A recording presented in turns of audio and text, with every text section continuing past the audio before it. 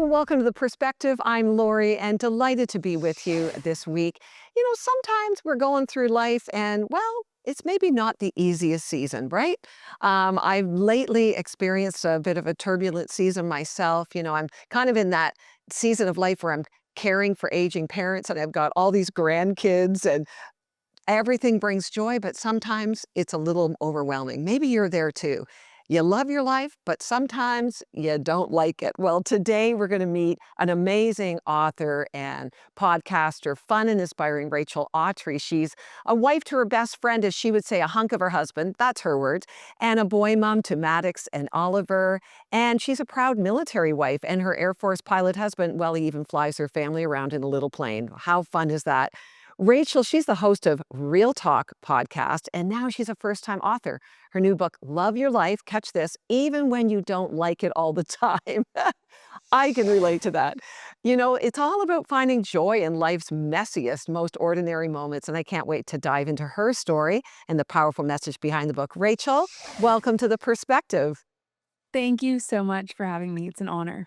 Well, I just feel there's so many ways that I and those watching can relate to even the title of your book there. But would you share openly about just a little of your story? You talk Yeah. in your book about the heartbreak of losing your dad and how that season, really, it's a messy, difficult season. It led to a complete transformation in your life. Take us back to that pivotal moment in your college dorm when everything changed. What happened? Yes. Listen, I understand the depths of despair and grief and sorrow, and I'm okay to address those things, but at some point we can nod to the hard things in life without bowing to them and letting them control us and our perspective. And there was this moment where after losing my dad in a very sudden random accident, I had chosen behavior that was messy and, led to a lot of destruction and confusion, and there's this moment my freshman year in college in my dorm room where there was this beautiful sign that one of my friends had made me hanging on the back of my door, and it said, "Where the Spirit of the Lord is, there is freedom." And I realized that it's actually where the Lord is and the Spirit of the Lord is, there is joy, there is freedom, there is abundance, and it's not in, I think, what the lie we've been sold is that exists in the world and in earthly pleasures and happies. And sure, there is happiness there, but there is a joy to be found in the Lord that is so much more rich that can endure the hardships that we walk through, whether it's losing my dad or the things that happened after, the things I experienced yesterday, and the things that are going to still happen in this life that we're promised. You were young when you lost your dad. Mhm. That Yeah. that's a and to have a in your story, you talk about this sudden accident. Your dad sounded like a wonderful, vibrant man. Often in grief, we do respond maybe with behaviors that we're just trying to ease our pain. Wouldn't you say that was a lot of the journey at that point for you? 100%. You have it right. I think I grew up in what I call a VeggieTales home where we supported missionaries and we prayed over our meals, and my dad left a legacy of what it looked like to live life fully with Jesus. And after he passed away, it just asked me to make faith my own. And it got messy. It got complicated. My theology was all over the place. I wasn't sure what I believed because who I was following here on earth had left me with incredible wisdom, but I wasn't sure about the application. And I think for any young teenager, I was 16 when I lost him. It leaves you in this place of wrestling who I've been taught to be and who I can decide to be on my own. And that just got pretty complicated, got very messy very quickly. Yeah, even in the messy, though, you talk in your book about that unlocking joy, even in those messy, even the boring or mundane, or maybe the mountaintop magnificent experiences. What inspired you, Rachel, then to write this book now? Like, what do you mean by, I love the tagline, love your life even when you don't like it? Yeah. If we wait on having a life that we are obsessed with and can clean up and make exactly what we would want it to be, I think that we would be waiting our whole lives to actually love it. And I don't want that to be my story. And I know that it's not going to want to be yours or the people that are watching us right now. I want to get to the end of my life and say, I gave that my best shot. That was so epic. I had a blast, although it was hard and asked so much of me. I became a person that was able to share my life with others in a way that glorified the Lord and had them ask questions, and it became something that leaves a legacy and a story for generations to come. And that can only happen when we get so for real and honest with the fact that there are pieces and parts of our lives that we just wish weren't the way that they are. Mhm. And when we do get to that honest point, I think it opens up a container to be able to experience a healer and a comforter that we have in the Lord. I say a lot that you in my real life, and I say it in my book too, that if you were always comfortable, you wouldn't need a comforter. So I think it's addressing the parts of our life that are clunky and are hard or awkward or not what we ever would have chosen our own story to be, to experience the fullness and the healing and the community and the need, the requirement to go and find fuel through joy in ordinary moments that actually allows us to live a life that we really do love, even though we don't like it. So how did you face the messy it sounds to me like, can we be honest? We all love to live Yep. in denial. Yeah. Denial, right? Can either deny the hard things and avoid, but it really is avoidance of Mhm. pain. Like, Yeah. what was the wake-up call for you that you thought, "I can't continue to live this way. I'm gonna look life straight in the eye, whether I like it or not, and that is gonna be the way I'm gonna move forward." Yeah, I think a lot of us have been raised in this idea that we are stronger, better, wiser if we live a life that looks perfect and put together and ordinary. And I got to this point where I felt lonely. I felt a little hopeless, and I felt like maybe I just my situation was too unique for God to be able to help or touch. That left me in this place of truly just kind of like floundering in the water, asking for someone to throw me a life raft. And because I think it happened young in my life, I realized too that I hope to have so much more life to live. I hope at that moment, I was like, I hope I get to be a mom. Like, I hope I get to have a family and to be a wife and, or to use my giftings in a career or whatever it is that my desire was at that moment. I knew it hinged on not it actually happening, but me enjoying it while it was, and that was actually the desire beneath it was to just live a life that I loved to wake up to. Yeah. And that I realized then if that is what I actually want and knowing that that is not where I am in this moment, that my circumstances feel overwhelming. My situation, I can't actually control or help. It feels like if I can't change my life, I'm going to change my mind. And so I started going on this very weird, frivolous hunt for what is it that will actually create new pathways in my mind, beliefs in my heart that make the truth with a capital T I know to be true, applicable and practical in my life to use as a tool.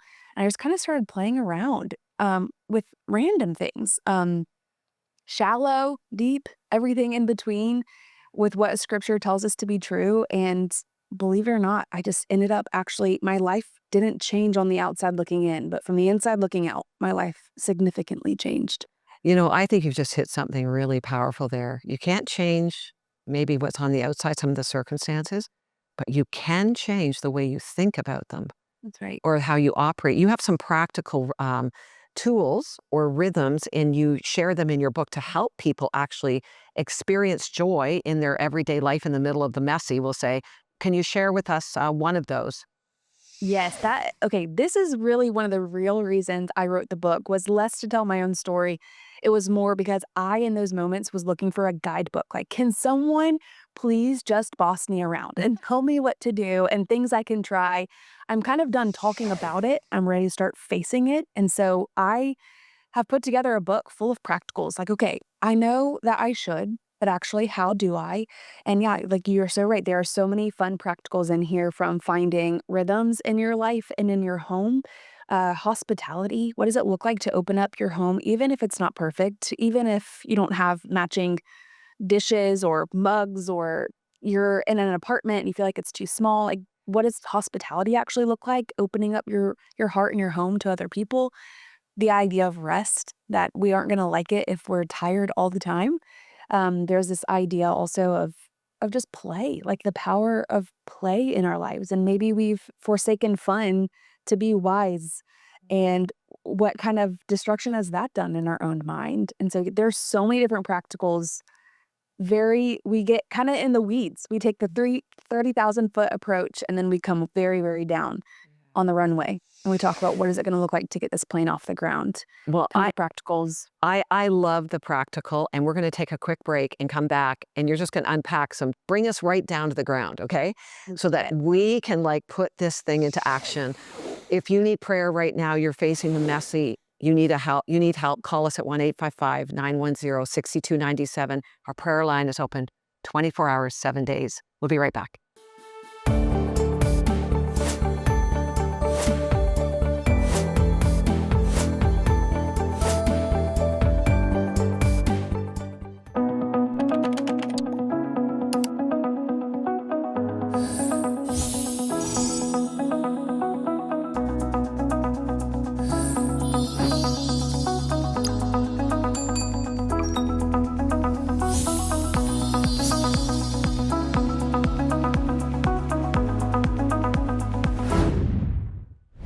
Well, welcome back, Rachel. Thank you for just sharing your story. And it's so true. In the middle of messy, we can't change all the messy and circumstance, but we want to find that place of peace and joy. And you, in your book, provide some practical steps. So take us through some more just practical ways in which we can practice finding the joy and peace in the middle of the chaos of life. I would love to. My very first step in any of this, before you actually get down to the nitty gritty every day, is like we were talking about earlier, changing your mind if you can't change your life and understanding where your current circumstance or the things that are tripping you up, the obstacles to joy, where they actually land on a spectrum. Because I think for me, I'll say it. You probably might feel the same way. I can easily catastrophize or like round up my situation to make it a little bit more heightened than it really needs to be given credit for. And so I take people and reader on a journey through a scale between a typical interruption, like spilling your coffee, to everyday stressors like a miscommunication with your spouse or an overwhelming workload, to tough seasons. Like maybe you're walking through some hard postpartum things, major disruptions like losing a job, traumatic events like a loss of a loved one, car accident, and then to unexpected tragedies, which is those chronic illness diagnoses or a major betrayal or a loss in a relationship. Getting right and getting for real on what the reality on the spectrum is of your situation is going to be the first step to then figuring out, how do I handle it? What is my approach? What is my reaction to this? Um, I don't want to give our circumstances more credit than they're due because it asks more of our energy, our emotional, our mental, our relational, financial energy than maybe it really actually needs. And instead of giving credit to the situation, I'd rather give credit to where credit's due, which is what God's doing in and through it. So putting it on a map of actually where does it belong is going to be our first step. Wow, I love that, Rachel. Just honestly, this show's called The Perspective, and I feel like that really is it. Get a perspective. Like, Yes. don't escalate or, make something more chaotic than it is. Right. Excellent. Okay, what would be the next thing you'd recommend? The next step is to identify it and go and tell somebody. One of my friends, Annie F. Downs, I just had a conversation with her about, she blew my mind and said, this is not in the book. I wish it was. If I ever were to rewrite it, I'd add this. But she said there's 4 parts of our lives, which is the secret, the private, the personal, and the public. And if anything that you're walking through feels secret, to pull it out as quick as you can and to share it with somebody. But then when it gets to that private part, find someone like a trusted person, whether it's through church or a neighbor that you've gotten to know, and share like the proximity of your life. This is what I'm working through. I'm very annoyed. I spilt my coffee on the way to work. Just saying it out loud to someone you trust, all the way up to, hey, I got diagnosed with something and I'm at a loss for words. I don't even know where to go. Like having someone else pulled in, you can't see the label from inside of the jar, one of my friends says. So to be able to have someone else also be able to give you a good perspective on where things belong is going to be the next best step. Oh, that's really good. Secret, private, what were the next two? Public, Personal and public. personal, Right. and public. Mhm. It is about getting perspective and inviting people to help you kind of gauge where you're at. Very good. What would be the next step that people could take? Yeah, and then I think finding out like this is where we kind of get very low to our situation. Instead of looking up at it, we kind of get on its own level and we say, okay, what is it that's actually going to create more margin, create more space? I think of my life as like a pie. Okay. If this is going to take a certain part of my pie, where can I put the rest of it? And how, if this is taking up more space, more margin, more capacity in this 100% capacity we've all been given, we all have 100% a day, we all have 24 hours in a day. How can I then adjust accordingly to make things easier, to make it easier to feel the load, to make it easier to see the joy in whatever I'm walking through? So that could be like, I'm thinking through moms that have a lot of things on their plate: logistics, kids, extracurriculars, temper tantrums. What is it throughout the day that actually is going to make getting out the door to whatever you're looking forward to easier? Maybe it's keeping your shoes in a certain spot. Maybe it's keeping socks downstairs by the front door instead of upstairs in a dresser where someone told us that they belong. And so that way you're not going on a scavenger hunt for socks last minute. I love that. Maybe it is, maybe it's moving where your coffee mugs are in your homes, that when people come over, they can help themselves more easily. Like just getting very practical about what gets in the way of the margin that we have so that then we can do the next step, which is using the rest of the margin we have to kind of start collecting evidence for the joy that's around us that God has planted and placed in our everyday lives that is so easy to miss in our peripheral if we're so tunnel visioned on just getting through it. Oh my goodness. I can think of like 20 scenarios in my own life right now that that pie example, literally you just spoke to me today. So I know somebody else you're speaking to where it's like, what maybe needs my full attention now or a good amount of my attention? And what can I just, make less of a focus? And how can I make that easier? That is so practical, Rachel. And to your point there, finding making room, really what I hear you say is making room to find the joy, right? How has that helped you, Rachel? Yeah, I will go back to even the example of my dad. He had a kidney transplant when I was younger. My mind made up this fictionary rest of the future, which was that he would live until he was old and gray and maybe hit 100 and be on a Smucker's jar. Like that was kind of what I imagined my dad's life to be, and he was taken randomly. We say he got 8 bonus years of just full zeal, full life. He knew the brevity of it. And then he explored and was adventurous and did crazy, super fun, full send, we call it, things because he just knew, like, I have to use the rest of my life abundantly, and he did. And then he randomly passed away in a rock climbing accident, which is so wild to me, even still talking about it. And so to this day, I can say I don't like that part of my life. I don't like the fact that my boys don't have a grandfather here on the side of earth, my family representing. I don't love that I don't have my dad ask career questions to, or to how just watch us walk through fun things like what I'm doing with you right now. It's tricky. Yeah. But what I can do is, with the margin I've been given, celebrate the fact that I do have a dad that I miss.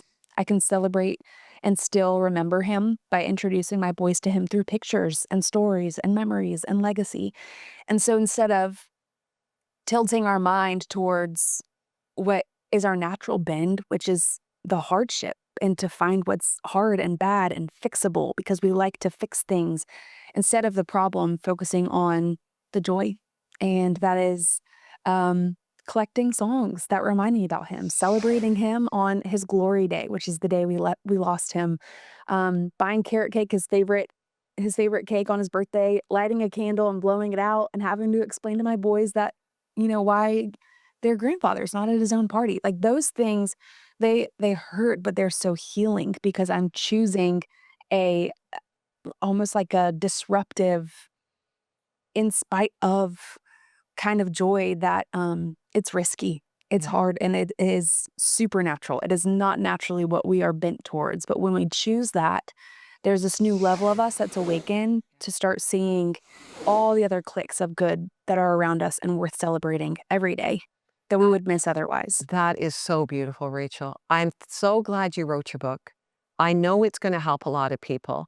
you want to hear more from Rachel, go to the Real Talk, her podcast. I'm sure you'll find a lot of great conversations there, and you'll find her books where all books are sold. Rachel, you've inspired me. You've given me a perspective today on some of the things that I've been balancing, and I know many of our viewers have too. Thank you so much for being with us. Thank you so much for having me. We'll be right back.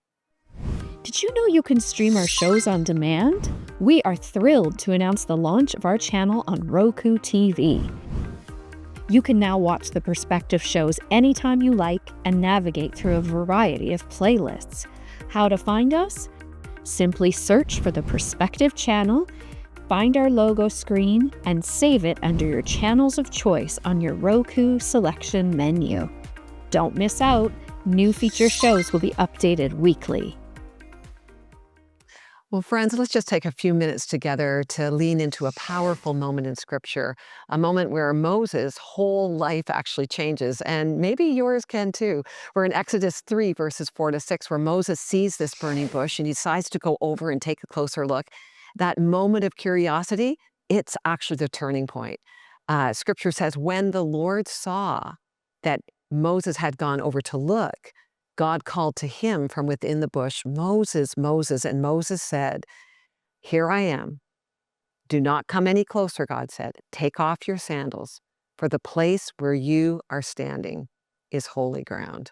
I love that. You know, God waited until Moses turned aside before he spoke. And isn't that often how God works? He doesn't like shout over the noise of our life. He actually waits for us to slow down, to look up, to turn aside. And maybe today's your moment to pause and say, God, I am listening. And then he says to Moses, take off your sandals. Why did he say that? Well, because Moses is standing on holy ground. But get this, it wasn't holy because of the geography. It was holy because God was there. And I think about how easy it is to miss the holy moments in our lives, those simple, quiet moments when God is actually inviting us closer. You know, maybe it's in the kitchen, maybe it's those late night tears, maybe it's a walk in the park. And God shows up in those moments too. I had many moments like this in my journey of over the years praying for my kids. I remember going out on my couch at 3 a.m. in the morning and just like crying out to God to go after my children. And I would often just say to God, this sounds kind of bold, but I would say to God, God, this is for your name's sake that they come after you. This is not about me. This is about what you want. And I had a very tender moment I'll never forget as I was sitting on that couch, pleading with tears for the Lord to go after my children. I heard this whisper. I knew the Lord was just so close. He just said, Lorie, look at me. He got my attention. And I just heard the Lord say, I've got this. I've got this. You know, when God shows up, his presence is powerful. And however he speaks to us, even in our heart or in our mind, or just this tangible presence of himself, you can be sure that it will change you. And in this encounter with God, God introduces himself not just as God in general, but he says to Moses, I am God, your father, the God of Abraham, Isaac, and Jacob. I mean, this is a personal God. It's a relational God. God is anchoring Moses in this bigger story, one that actually has been unfolding for generations. And Moses, well, he hides his face. He's afraid. Why? Because when you come face to face with God, it's not just awe you feel, it's conviction. And for Moses, fear was the thing gripping his heart. Think about it. Moses had failed. He tried to rescue his people once before, and he ended up killing a man. And that mistake sent him running into the wilderness for 40 years. I mean, that's 4 decades of hiding, of rehearsing his failure, of assuming that God was done with him. But now God shows up and basically says, I'm not done. Let's deal with what's been holding you captive.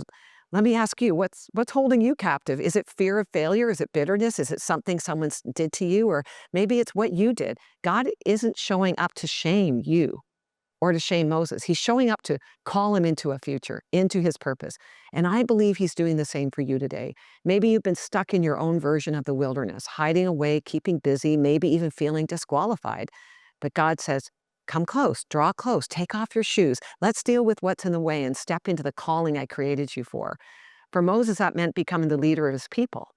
For you, it might mean leading your family, stepping out in faith to do that thing that's on your heart, forgiving someone, starting that ministry or a new job, or just simply trusting God again.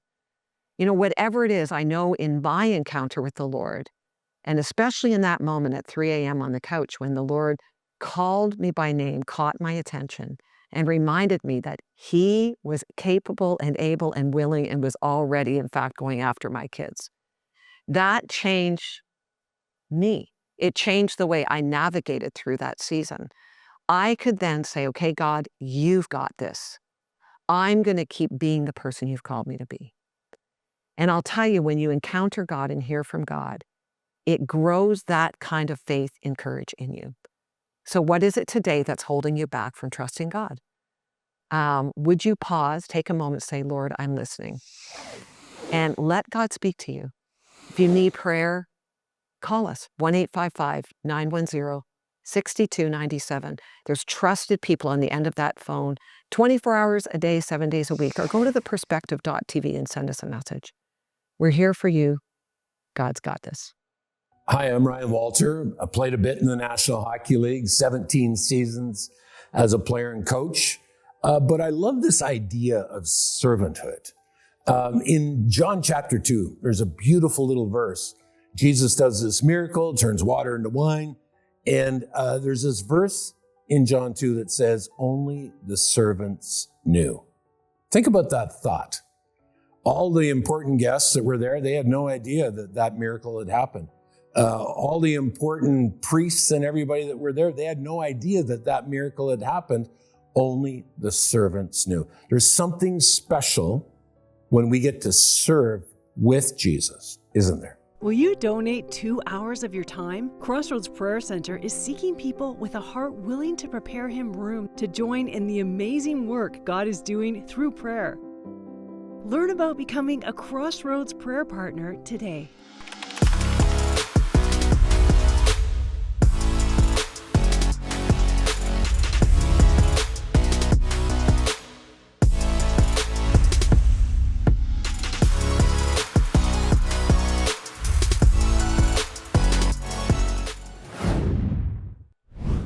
I want to thank you for joining us today. I don't know about you, but I really got a perspective from Rachel Awtrey today as she shared her story and then just the steps to navigate through the messy of life. For me, I'm taking away that pie she talked about. Like, there's some things going in my life that need a big chunk of the pie right now, and it's okay. But I have to sort of allow the other things to not take as much priority. And that is a healthy way to see it. And you know what? Whatever you're going through, maybe you're going through a significant challenge, lean into that with the Lord and with others. We're here for you too. Our prayer line is 1-855-910-6297. We have a resource for you, Summer Sound Bites, a devotional. If you haven't got it yet, give us a call. Go online, theperspective.tv, for a gift of $5 or more. We'll send it to you. We're here for you to resource you, to encourage you, to help you. And I think today truly was a fresh perspective kind of day, wasn't it? Thank you for joining us. We'll see you next time.